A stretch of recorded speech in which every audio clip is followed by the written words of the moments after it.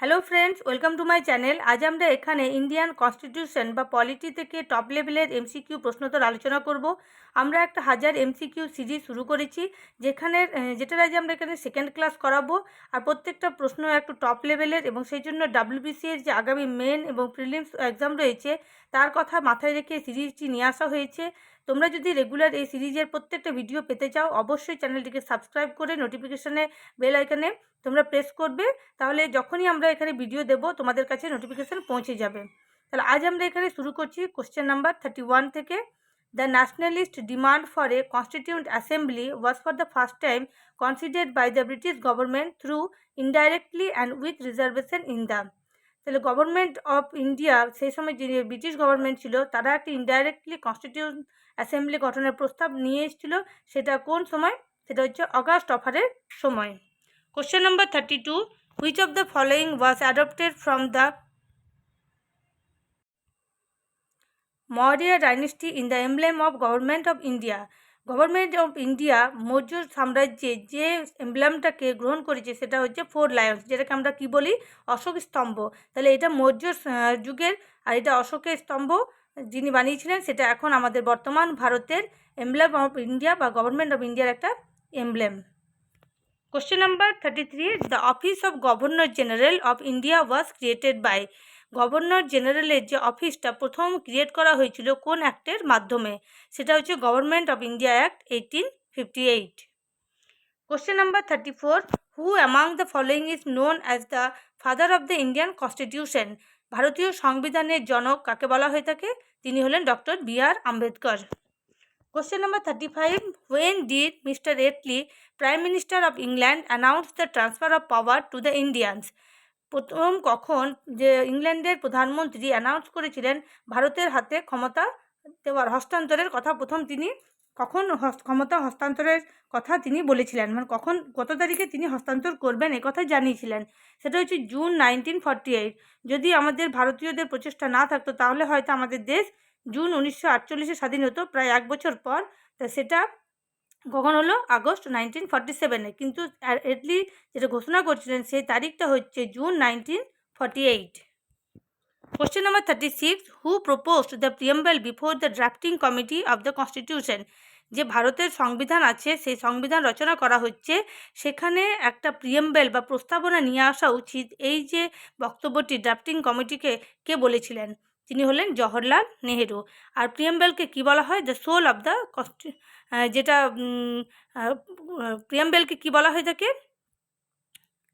এখানে কনস্টিটিউশন যে রচয়িতারা ছিল তাদের যে মানসিকতার কথা এখানে কিন্তু ধরা পড়ে, যে প্রিয়েম্বেল। তাহলে পুরো প্রিয়েম্বেলের মাধ্যমে যে তারা ভারতকে কীভাবে জনপ্রতিনিধি হিসাবে রিপ্রেজেন্ট করেছে সেটা আমরা কোথা থেকে দেখতে পাই? প্রিয়েম্বেল থেকে দেখতে পাই। Question number 37.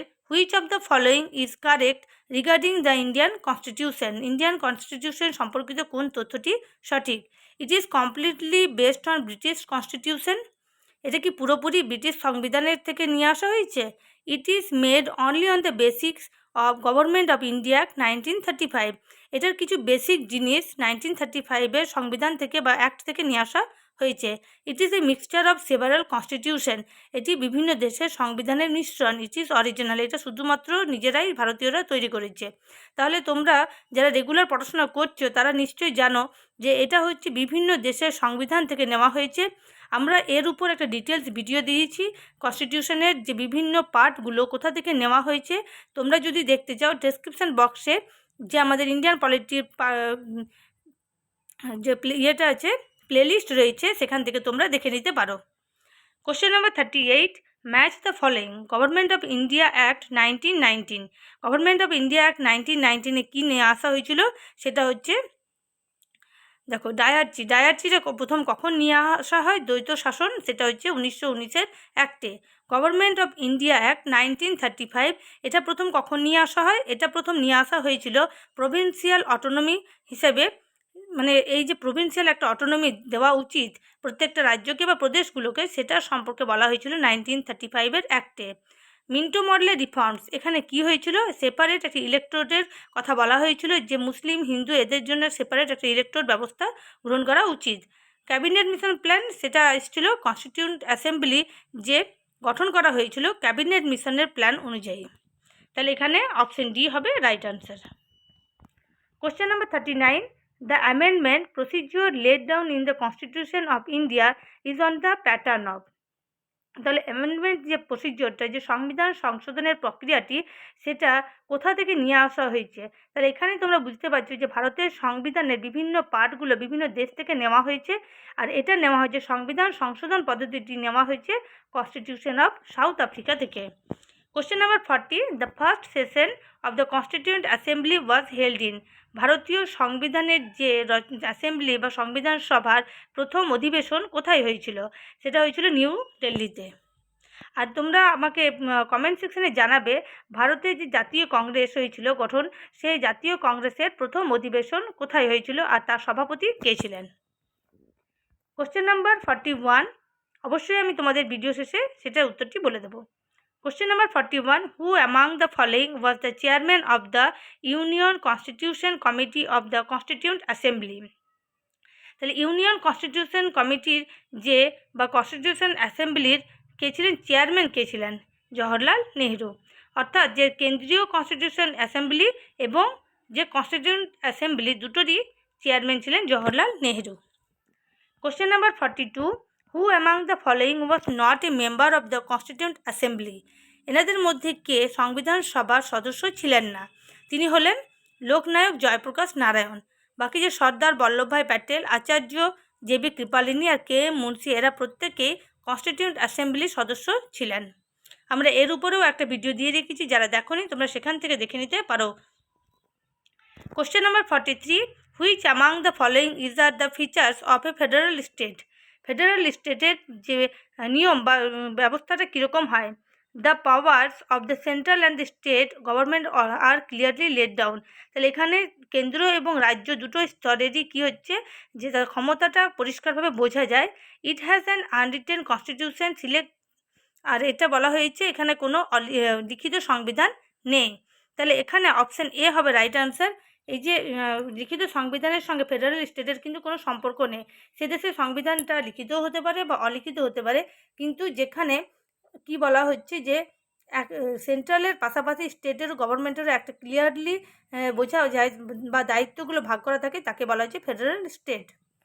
Question number 44, who was the first foreign minister of free India? ভারতের বা স্বাধীন ভারতের প্রথম বিদেশমন্ত্রী কে ছিলেন? তিনি হলেন Jawaharlal Nehru. Question number 45, under whom among the following was the first draft of the Constitution of India prepared in October 1947 by the advisory branch of the Office of the Constituent Assembly? তাহলে এখানে কার নেতৃত্বে প্রথম যে ড্রাফটিং কমিশন কনস্টিটিউশন অ্যাসেম্বলির যে 1947 সালে October মাসে যে constitution বা সংবিধান যে প্রিপারেশনের একটা ব্যাপার এসেছিল, সেটার advisory branch of the office of the কনস্টিটিউশনের কার নেতৃত্বে হয়েছিল? সেটা হচ্ছে B N. Rao. Question number 46, which one of the following is a fundamental duty of citizens under the constitution of India? ভারতীয় সংবিধান সভার ফান্ডামেন্টাল ডিউটি যেটা সিটিজেনদের, সেটা কি? এগুলোর মধ্যে দেখি কোনটা হচ্ছে। To provide friendly cooperation to the people of the neighbouring countries, অন্য দেশের প্রতি আমাদের একটা বন্ধুত্ব সুলভ আচরণ থাকা উচিত। To protect monuments of national importance, আমাদের যে স্থাপত্যগুলো রয়েছে সেগুলোকে একটা ইম্পর্টেন্স দেওয়া উচিত এবং সেগুলো রক্ষণাবেক্ষণের দায়িত্ব প্রত্যেকের নেওয়া উচিত।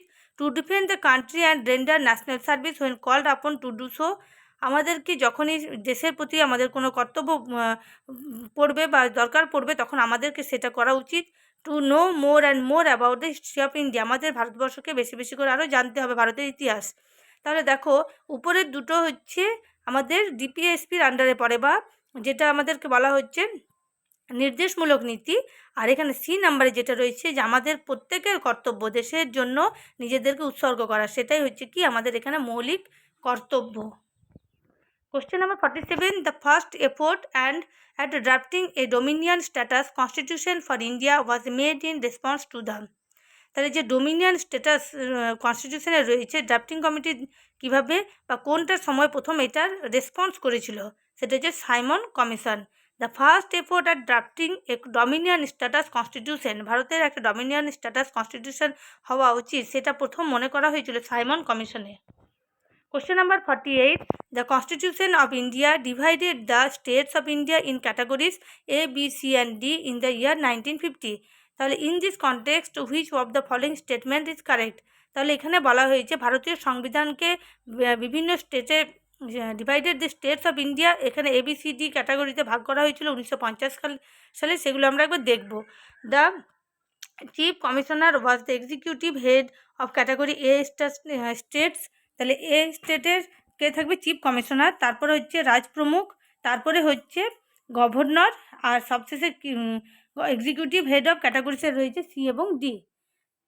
আর এখানে রয়েছে দ্য প্রমুখ, বিতে রয়েছে অপশন বিতে রয়েছে the Praja Pramukh was the executive head of category A states, the chief commissioner was the executive head of category B and C states, আর গভর্নর থাকছেন ডি স্টেটে। আর অপশন সিতে যেটা রয়েছে the governor was the executive head of category A states, তাহলে সবার প্রথমে কাকে নিয়ে আসা হয়েছে, গভর্নরকে। তারপর কে থাকছেন রাজপ্রমুখ, যাকে বি স্টেটসে রাখা হচ্ছে। Chief commissioner was the executive head of the categories C এবং ডি স্টেটে যারা রয়েছে তাদের হেড হচ্ছে চিফ কমিশনার, তাহলে এই অপশানটি হবে ঠিক। তাহলে তোমরা এভাবে মনে রাখবে যে গভর্নর হচ্ছেন এ ক্যাটাগরিতে, তারপরে আসছে কে রাজপ্রমুখ, যে রাজ্যগুলো তখন ছিল ছোট ছোট রাজ্যগুলো তাদের দায়িত্বে যিনি থাকছেন তিনি হচ্ছেন কে রাজপ্রমুখ, আর চিফ কমিশনারের দায়িত্ব ছিল সি এবং ডি স্টেটসগুলো। ভারতের যখন স্বাধীন হয়, ভারতবর্ষ যখন স্বাধীন হয়, ভারতবর্ষ তখন কতগুলো ছোট ছোট রাজ্যে বিভক্ত ছিল, প্রায় 562টার মতো রাজ্যতে বিভক্ত ছিল, প্রায় 600টার মতো। তাহলে এই যে রাজ্যগুলোর তখন যে তাদের যে শাসন ব্যবস্থা কিভাবে পরিচালনা করা হবে সেই হিসাবে কিন্তু এই ভাগটা করা হয়েছিল। Question number 49. The Constitution of India was promulgated on January 26, 1950 because ভারতের সংবিধান যেদিন থেকে কার্যকরী হয় সেটা হচ্ছে 1950 সালের 26শে জানুয়ারি। কারণটা কি? দেখো, ভারত যখন স্বাধীন হয়নি, পরাধীন ছিল, আমরা আগের দিনের আগের দিনের যে ভিডিও দিয়েছি সেখানে আমরা এই প্রশ্নটা পেয়েছিলাম যে ভারতের প্রথম স্বাধীনতা দিবস কখন পালন করা হয়েছিল। তাহলে এটা কে করেছিল? জওহরলাল নেহরু করেছিলেন। আর 1929 সালের 26শে জানুয়ারি ভারতবর্ষ স্বাধীনতা অনেক আগে কী করেছিলেন? জওহরলাল নেহরু সেই দিনটিকে স্বাধীনতা দিবস হিসাবে ঘোষণা করে দিয়েছিলেন। সেই জন্যই 26শে জানুয়ারিকে 1950 সালের 26শে জানুয়ারি থেকে যে কনস্টিটিউশনটাকে চালু করা বা কার্যকরী করার দিন হিসাবে ঘোষণা করা হয়। তাহলে এখানে অপশান এতে যেটা রয়েছে, this day was being celebrated as the independence day since 1929। তাহলে নিশ্চয়ই বুঝতে পেরেছ। আর এই 26 যে নভেম্বর, যেদিন ভারতের সংবিধান গৃহীত হয়েছিল, সেই দিনটাকে বলা হচ্ছে সংবিধান দিবস। আমাদের রেগুলার যারা কারেন্ট অ্যাফেয়ার্সের ভিডিও দেখো তারা নিশ্চয়ই জানবে, আমরা প্রশ্নটাও আলোচনা করেছি। Question number 50. The idea of the constitution of India was first of all given by. ভারতের যে একটা সংবিধান গঠনের প্রয়োজনীয়তা রয়েছে, সেই বিখ্যাত প্রয়োজন যেটা আমাদের দেশকে একটা সুষ্ঠুভাবে স্বাভাবিকভাবে পরিচালনা করা যাবে, সেই যে প্রথম প্রয়োজনটা বা আইডিয়াটা কে দিয়েছিলেন? তিনি হলেন MN রয়। তাহলে আজ আমরা এখানে মোট 50টি প্রশ্ন উত্তর কমপ্লিট করলাম। পরবর্তী ভিডিওতে আমরা এরকম রেগুলার কোশ্চেন অ্যান্সার আলোচনা করতে থাকবো, এবং তার পাশাপাশি আমাদের যে একটু ডিটেলসের অ্যানালাইসিস সেটাও করব। এবং এছাড়াও আমাদের চ্যানেলে যে প্রত্যেকটা চ্যাপ্টারের উপর কিছু না কিছু টপিক ধরে আলোচনা করা হয়েছে, যারা দেখতে চাও আমাদের পুরনো ভিডিওর ডেসক্রিপশন বক্সের লিঙ্ক দেওয়া রয়েছে, সেখান থেকে তোমরা দেখে নিতে পারো। Thanks for watching, good bye and see you in next video.